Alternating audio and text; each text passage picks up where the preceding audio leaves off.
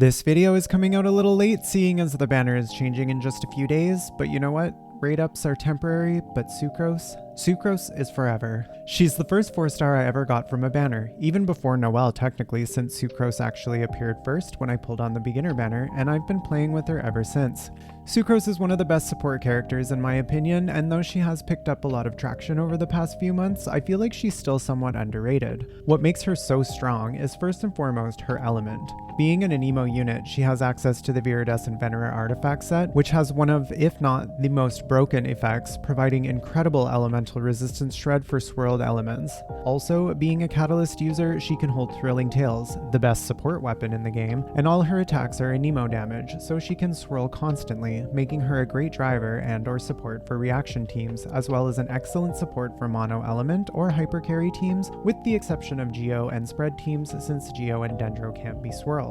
But she's amazing in other Dendro reaction teams like Bloom, Hyper Bloom, and Aggravate since she can swirl the other elements involved. She's also a 4-star unit, meaning although there's no guarantee, you always have the possibility of pulling her anytime from any banner, even when she's not rated up. And on top of all that, she's very easy to build with multiple levels of investment and can still be quite strong at minimal investment. Plus, she's really free to play friendly.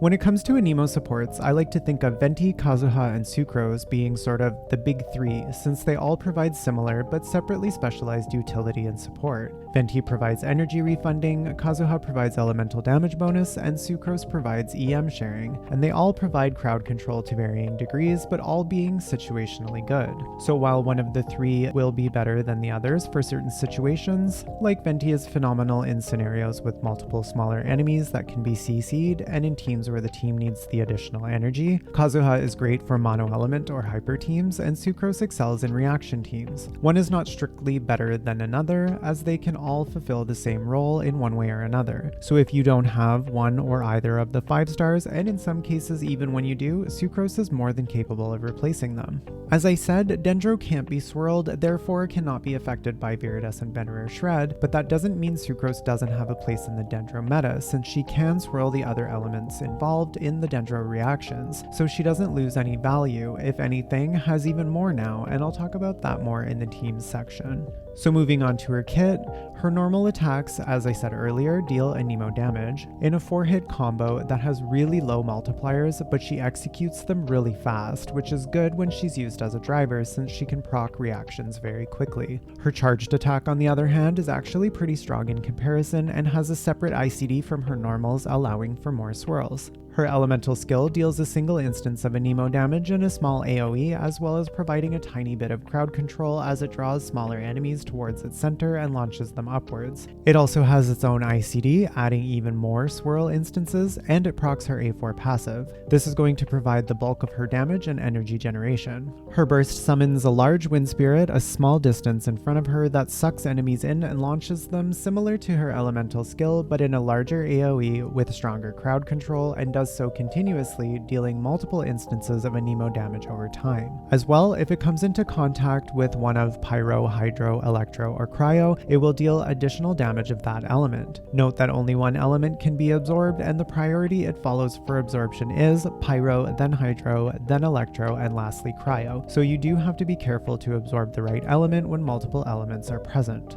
It has a 6-second duration at C0 and does cost 80 energy, so her energy needs are a bit high if you want to use her burst off cooldown, but that can be alleviated with things like sacrificial fragments and/or her first constellation.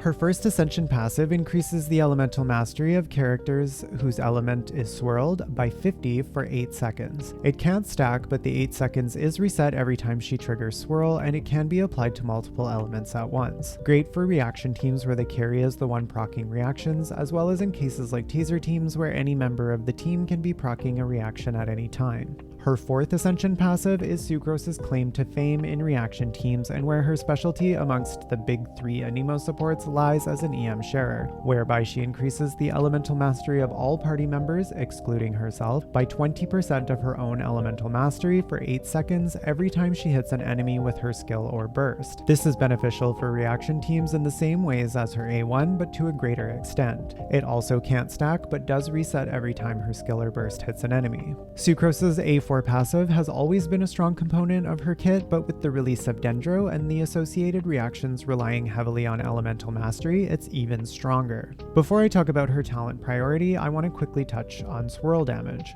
Swirl damage is based solely on the character's level and elemental mastery and enemy resistances. It is not affected by talent levels and it cannot crit. That being said, your first priority is to level Sucrose herself up as high as you can. She's one of the few units that benefits from being leveled all the way up to 90, so you should focus on that before anything else. When it comes to her talents, if you're using her solely as a reaction support or for battery purposes, you actually don't need to level them at all if you don't want to. If you do want to level them to increase her personal damage though, prioritize her skill, then her burst, and normal attacks. Sucrose's constellations range in value depending on how you use her, and like a lot of characters, none are strictly necessary, but are all useful in some way, and especially her first constellation being incredibly beneficial no matter what. Which is that her elemental skill gets one more charge.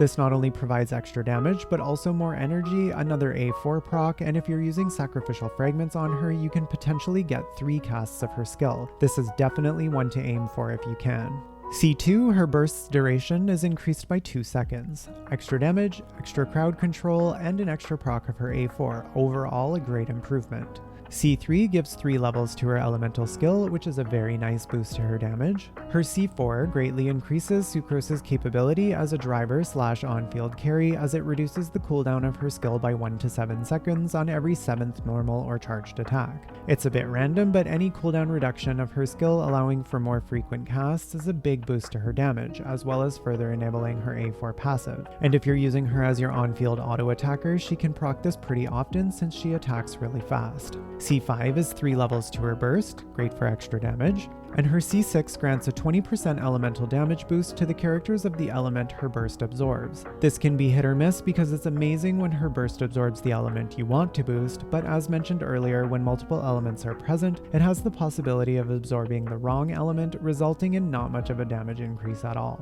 So now let's talk about how to build her. Like I said at the beginning, Sucrose is actually pretty easy to build.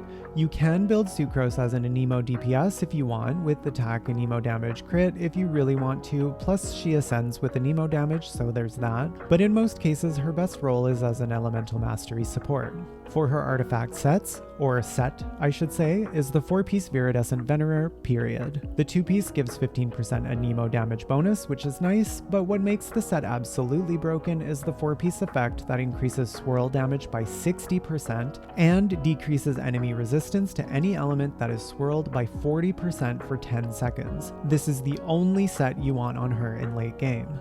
At early AR, the 4-piece Instructor set or 2-piece combinations of Instructor and Exile or Scholar are perfect in the meantime. For stats, you want Elemental Mastery on the Sands, Goblet, and Circlet. But while you're farming the set, any 4 pieces regardless of main stat can be used as placeholders just to get the 4-piece Viridescent effect. And though they have a lower stat ceiling, you can use 4-star Elemental Mastery pieces until you're blessed with 5-star ones. And for substats, you're only looking for Elemental Mastery and Energy Recharge. Sucrose has a high energy cost burst, but the exact amount you'll need will depend on how you're playing her, what weapon you're using, and whether or not you have her C1, so just aim for whatever's comfortable, or in some cases, whatever you can get from your artifact RNG, since getting an on-set EM piece is hard enough. All of Sucrose's best weapon options are free-to-play friendly, and actually none of them are 5 stars. Her best EM option is Sacrificial Fragments, especially at high refinements. Not only does it have the highest Elemental Mastery stat at 221 at level 90, but it can also reset the cooldown of her skill, which basically gives you a free C1 if you don't have it, and if you do, you can get 3 casts of her skill if it procs, which depending on your team and rotation can be a big boost to your damage as well as energy generation. Second to that is actually the 3-star Magic Guide. If you don't have Sac Frags, chances are you have at least one copy of this from just wishing. It has slightly lower but still decent EM at 187 at level 90, and its passive increases damage against enemies affected by Hydro or Electro by 24% at R5, which is perfect for but not limited to Taser teams, and can even be a better choice than Hakushin Ring since you don't need to craft it. Speaking of Hakushin Ring, it is an option, but only in teams where you're proccing Electro reactions, so mostly Taser and Aggravate teams, and for Taser teams, Sac Frags is generally better. It is a decent option now for aggravate teams though, but I would only craft this if you're specifically using Sucrose in aggravate teams and if you don't have sac frags. Sacrificial fragments is going to be more universal, but if you already have a Hakushin ring lying around, it can be an option in that case if you want to focus on your electro unit's damage. There's also the new Sumeru craftable weapon, the Fruit of Fulfillment, which with the passive trades attack for Elemental Mastery, but even at R5, which will cost 5 of the new billets, it will only grant up to 180 Elemental Mastery, which is less than the Magic Guide, which doesn't need to be crafted, so it's hard to recommend this one, but it is worth mentioning. Mappamare is another craftable weapon, but it grants the lowest of EM out of everything mentioned so far, so is not worth crafting if you have one of the previously mentioned options. And for a pure support Sucrose where you want to focus on buffing your carry instead of elemental reactions, Thrilling Tales of Dragon Slayers is going to be what you want to use. It's a 3-star weapon that at R5, which is pretty easy to get just from wishing, grants the character you switch to after Sucrose a 48% attack boost. Though it doesn't provide any elemental mastery, the buff it gives to your on-field carry is massive and can be worth the trade-off for certain teams that would prefer the extra attack over elemental mastery. Now for teams. Sucrose can be slotted into just about any team that benefits from having an Anemo unit and/or Viridescent Resistance Shred, and with the new Dendro reactions, the possibilities are even greater.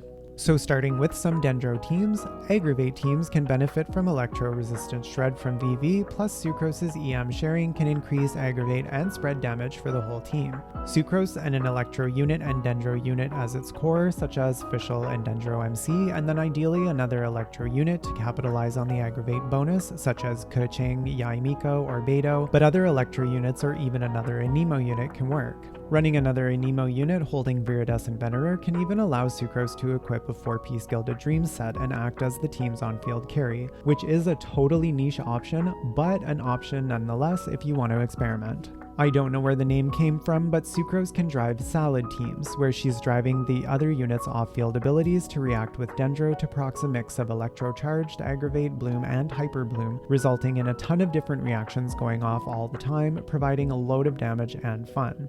On the same note, but using a Cryo unit instead of an Electro unit, you have Fridge teams, or by using 2 Dendro units alongside Sucrose and a Hydro unit, you have regular Bloom teams, which Sucrose can benefit for shredding Hydro and Cryo resistance if you're using a Cryo unit, and granting additional EM to whoever is triggering the Blooms. But I personally found Sucrose to be a little clunky in these teams compared to someone like Kazuha, but again, it's a comp to play around with. There are also Burgeon teams, but right now these teams can be a little tricky to play, as if you're not careful you can proc Burning, especially if you absorb the wrong element, in this case Pyro, with Sucrose's Burst. So she might not be the best option for them, but experiment with them at your leisure. And for some classic Sucrose teams, there are of course the tried and true Taser teams like with Xingqiu, Fischl, and Beidou, where Sucrose is shredding both Hydro and Electro with VV and driving a ton of Electro-charged reactions. There's the Sucrose National team, a very strong variant of the comp. One of Xiao's go-to teams is with Sucrose, Zhongli, and Bennett, where Sucrose batteries Xiao and can buff him with Thrilling Tales. And of course there's the Sukokomon team, which has a very strict rotation and high skill floor, but in turn a very high damage ceiling. Anyway, I think that just about wraps it up for now. Sucrose has always been a very strong and flexible unit and one of my favorite supports. And even with Dendro not being able to be swirled, the utility she can bring to some Dendro teams just makes her even more of an asset. So go, build Sucrose, have fun, and as always, thank you so much for watching. Like and subscribe for more videos to come, and I will see you next time.